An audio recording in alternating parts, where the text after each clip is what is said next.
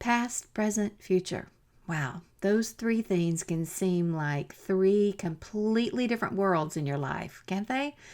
And maintaining a connection between those three, as much as you love and honor every single one of them, it can be so elusive at times, especially as you're moving forward in your life and you want to achieve dreams that you have.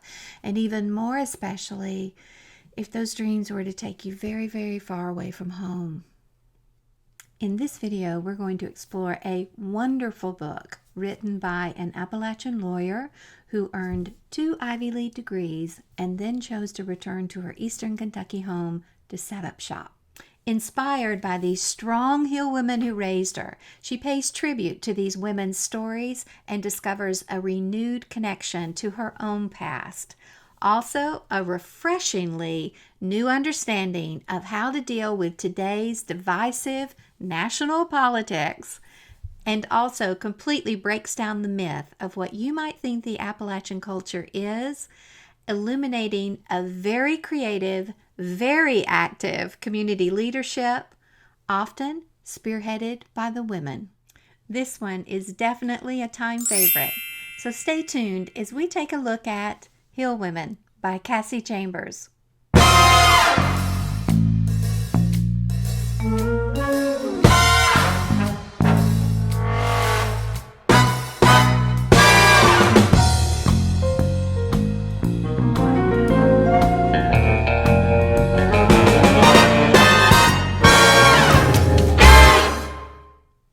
Hi there, I'm Denise with thisismyeverybody.com, or TIME for short, time. And if you're new here to my channel, what I'm always focusing on is I'm always on the look for that amazing book where the setting or experience will inspire us to create simple, beautiful, and meaningful DIY home ideas, art projects, fashion tips, food, and more, all with the point of supporting you and bringing your favorite book to life in your life and home. Now, if this is something that sounds good, make sure that you subscribe to my channel and you tap the bell so that you're notified whenever I have new videos posted. So, ready to get to the good stuff? Hill Women by Cassie Chambers. Hot off the presses, just released January the 7th, 2020. And this book, the front of the book says, Hill Women Finding Family and a Way Forward in the Appalachian Mountains. And you can see the cover here. Now, you may have an impression of this book when you first look at it, as we often do. We look at a book cover and that gives us the impression, or we see the subject matter and that gives us an impression of the book. And this sort of determines whether you think you might want to pick this book up or not.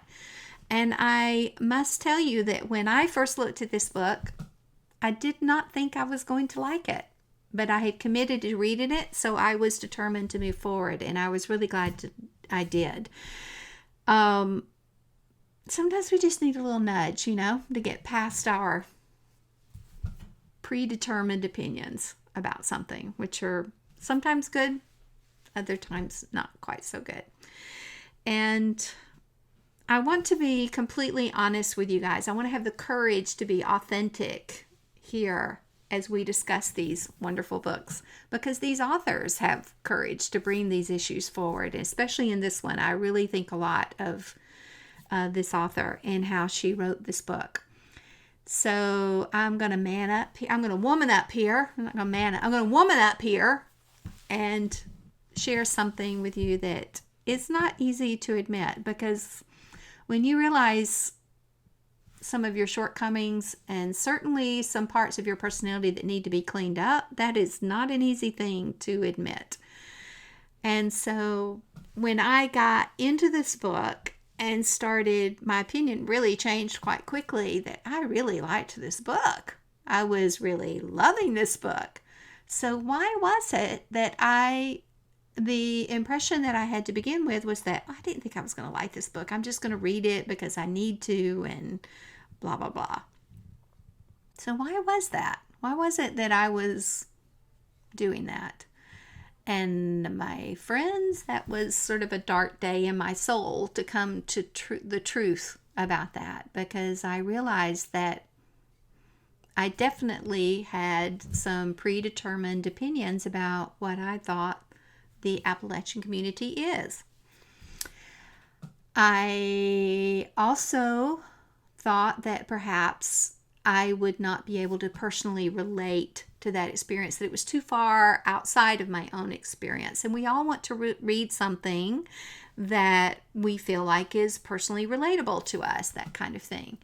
And more on that later. And then the third thing, which was the darkest part of this discovery on my part, was that I probably did not think that I had anything to learn from this community. Which,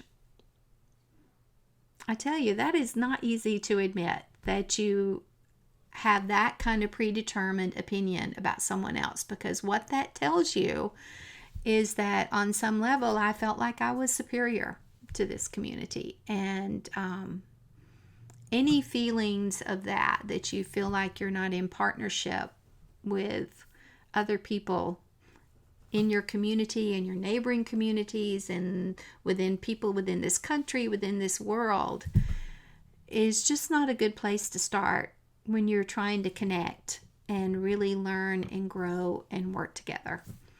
So, anyway, that's my truth. But I can tell you this. What this book did to me very quickly is it took me and my predetermined opinions out to the woodshed and gave me a good old Appalachian whooping, because I absolutely loved this book. And let me tell you why. This book is written with a real, pure, simple nuance, which is not an easy thing to do. To walk that microscopic line of simplicity without the structure of the book, without it becoming too amateurish and the structure of the book just falling all to pieces. So brava to Cassie Chambers for that. And then she takes that beautiful, simple tone, and what happens is it just literally speaks perfectly to your heart. And why is that important? Well, remember when I first started this discussion, I was talking about the worlds of the past, present, and future, and how those three segments of your life sometimes feel disconnected from each other. Well, this can also be present between different people, between different communities, between different cultures or political parties, or fill in the blank, whatever, that kind of thing. And to bridge any chasm of disconnection, it can be quite effective to speak to each other in pure, simple language, without any kind of pretension on top of it. And why? Because it inspires trust. To speak purely, to speak authentically, to speak simply is incredibly exposing.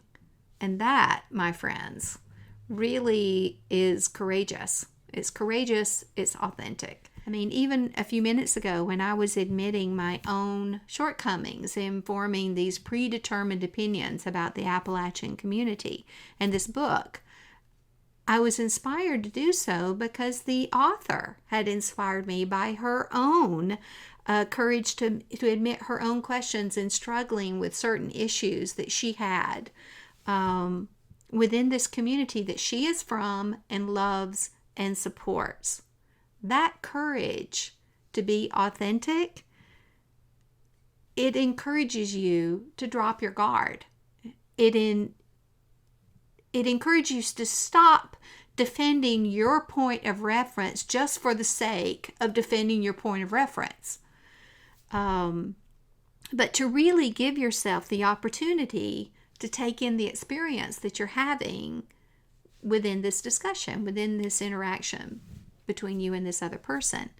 A great example of how this is always apparent to me, and you can try for yourself as well. Now I want to take, for example, I don't know about you, but I seem to have the favorite spot that I like to go to in my living room. I'm a real creature of habit. So perhaps you're the same way. Maybe you have this favorite chair that you like to sit in your living room, and you do that every time you walk into this room. That's the one you always sit in. And this chair always gives you the same view of the room that you're sitting in. And you do have a complete view of the whole room, but you're viewing it from this one perspective all the time, from this particular chair. Well, then all of a sudden one day you walk into this room and you think to yourself, I'm going to just sit in a different chair. And for whatever reason, and you sit in this chair, and what I often find is that I am totally amazed by how different the room looks. And what's so odd is that I know that the room has not changed at all. It's just my perspective of the room has changed. And what can happen is that it can actually reveal an even more beautiful view of the room, but it also can make apparent a few cracks in the paint that might need to be corrected or addressed, at least, that maybe you couldn't see from the other perspective. This writing style, it works just like a snake charmer, where your own memories are drawn out as you follow the journey of the author. I mean, countless times as I was reading this book, my own personal memories would come up. Just like the snake being lured up out of this basket by a snake charmer. I mean, memories that I'd not thought of in years. And what was so amazing is that now I was embracing these memories from this new lens, this beautiful new lens of understanding. I mean, isn't that what reading is all about? Finding that amazing book where the author says, this is what you should think about this, period. But actually just gives you this peek inside this window and lets you watch the story unfold and gives you room to actually discover something for yourself from your own experience that you can relate to, where the author actually trusts you to think for yourself. Gadzooks! That's an idea. Still not sure you relate to this book? Well, do you ever remember an act of kindness or encouragement that still feels like that life preserver someone offered you in life? Or perhaps you felt the frustration of someone from outside your experience coming in to manage your situation without even hearing your experience or ideas. Or maybe you struggle with acknowledging tradition while still supporting change in moving forward. Or have you ever felt underestimated or stereotyped or even written off based on a predetermined opinion of who you are? Can you relate to any of those issues? Comment below with a yes if this Appalachian community is sounding pretty familiar to you now. Let's take a quick rundown of some of the topics you're going to explore in this book. Ready? Go. 1. Generosity. Living in a generous spirit, embracing it fully, a joyful spirit, regardless of extreme poverty that you're living in or all around you. It's actually quite inspiring. Number 2, resiliency. In this book, you hear over and over again that women in this book just simply get things done. They use creative means to overcome challenges, and I just love that mantra. Just get things done. Enough said. Number 3, mentorship. That a wonderful, amazing moment when just the right teacher shows an interest in your budding potential of what you could be. Oh, we all have wonderful teachers like that in our lives. Thank you to Ann Alford, James Carson, Don Stafford, Joy Pope, Sue Ellen Turner. Oh my goodness, Wynn Handmond. Who else can I know I'm overlooking people, but these are people that just popped to my mind right off the bat of teachers that I've had in my life that have just had just the right touch and encouraged me to follow my dreams. And that is something you see in full form in this book as well. And teachers,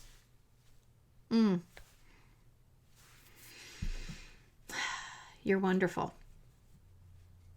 4, community. Big theme in this book. And for 2 reasons.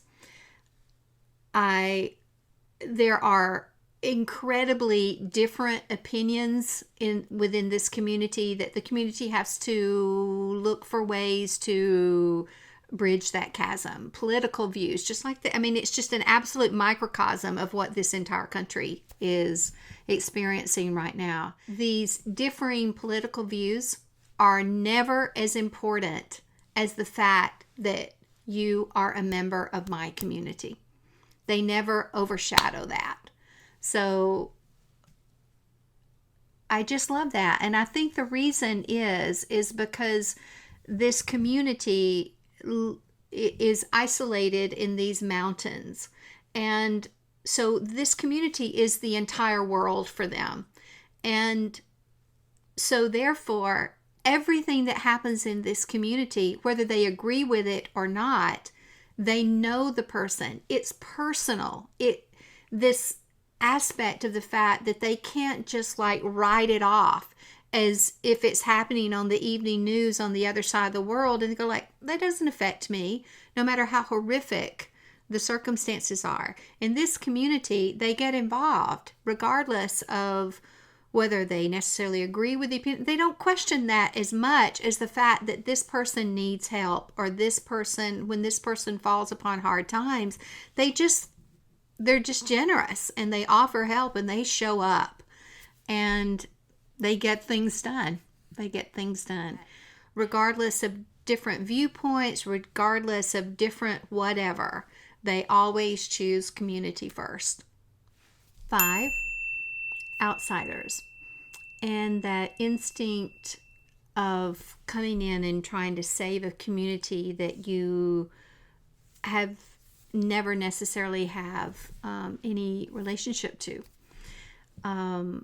The author of this book struggles anyway with her own feelings since she's been so removed from this community for so long in her education that even her own struggle of coming back in and understanding this community fully to be able to offer support. But she points out that she saw time and time again many true outsiders who had never been a part of the Appalachian community coming in and offering quote unquote solutions to fix their economic crisis and that kind of thing without ever considering to include the Appalachian community in that problem solving process.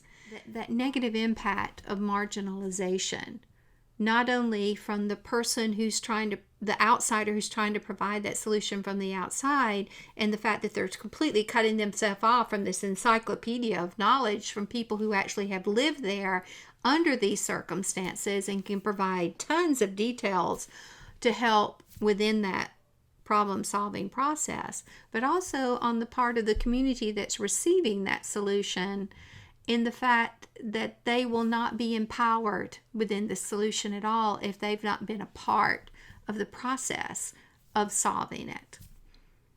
6, reconciling contradictions. There's a lot of comparison or looking at the relationship between like her grandmother's experience, her mother's experience, her experience. And in particular, like with the circumstances surrounding each one of their marriages, education, what their choices have been in different circumstances. And then, and also to her aunt, her mom's sister too, as well, which is a great part of the book. And the author acknowledges all these contradictions that she feels as a modern woman based upon the circumstances that perhaps maybe her grandmother got married under, how young she was, that kind of thing, and how she just feels like that just couldn't be right. And but yet at the same time, she acknowledges what a loving relationship was there between her grandparents. So what's really quite enlightening is that she doesn't try to solve this issue of contradiction. She just acknowledges that contradiction is there, and that she still has things to work out in her own mind about that, if they will ever be worked out.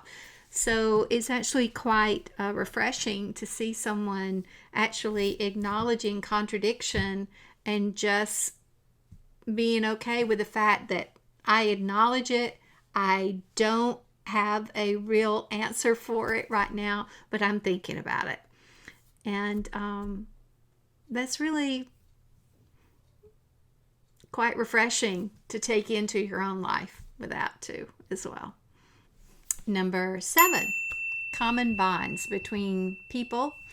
And as we mentioned at the very first of this video, that feeling of ever being under the illusion that you don't have something in common with this culture or with another community or with another fill in the blank political party, fill in the blank kind of thing, because that truly is an illusion.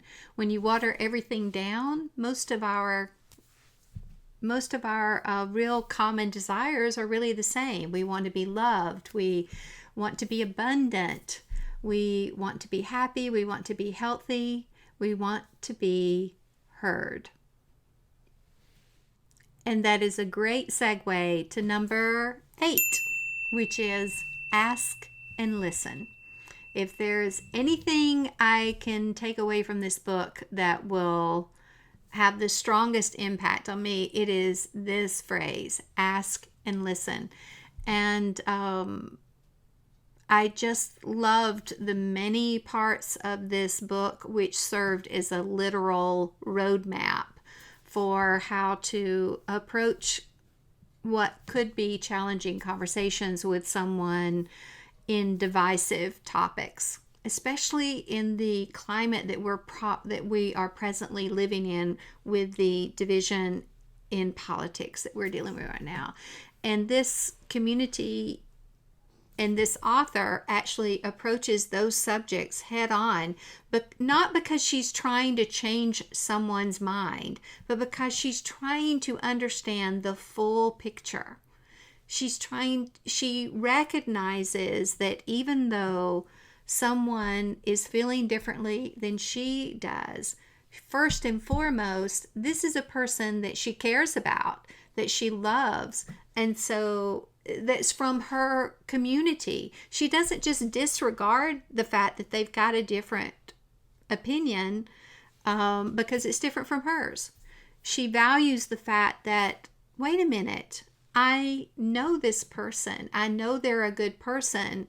So maybe there's something behind their difference of opinion that I'm not aware of. So that's where she starts from over and over again within different sections of this book. It's not something that she's covering in every single chapter, but she does touch upon this at least 2 or 3 times in the book. And she completely just approaches it with this ask. I want to ask, and I want to really listen to why they feel the way they do, because she really wants to know.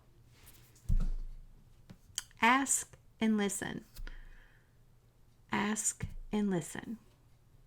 Not a bad way to live your life, is it? When I first picked up this book, I admittedly had a predetermined opinion of whether I would even relate to this story.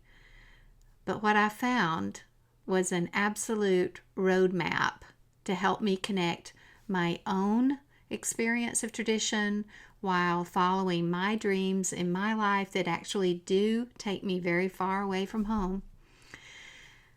Some simple and really effective tools in creating connection, in understanding different viewpoints, and an assurance to be okay with just simply not having all the answers yet, or at all, or ever.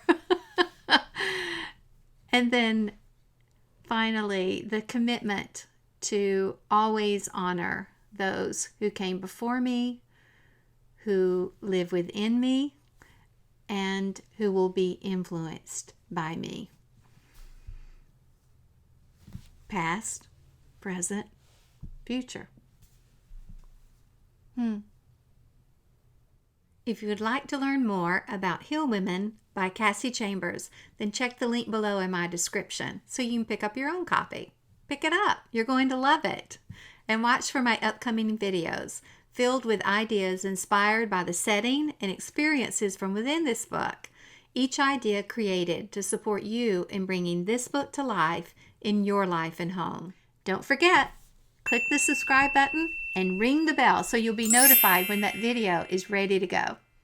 Heal Women by Cassie Chambers is a Time book club favorite as well, as it provides wonderful discussion opportunities in connecting the life you would love to the life you are living. How is that? By exploring the common bonds that exist between every single one of us, by seeing the importance of taking action as a community in local issues, and by learning to bridge authentic connection by asking and listening. What are some ways you could actually take action in your community to connect with others, especially with someone that you think, I don't have anything in common with that person, and then take action? And I know you might seem really nervous at first, but I bet you're going to be surprised at how much you find out that you actually have in common with each other after all. And here's some advice from one of the characters in Heal Women. I don't know what you're so worried about. They're nice people, and people are just people.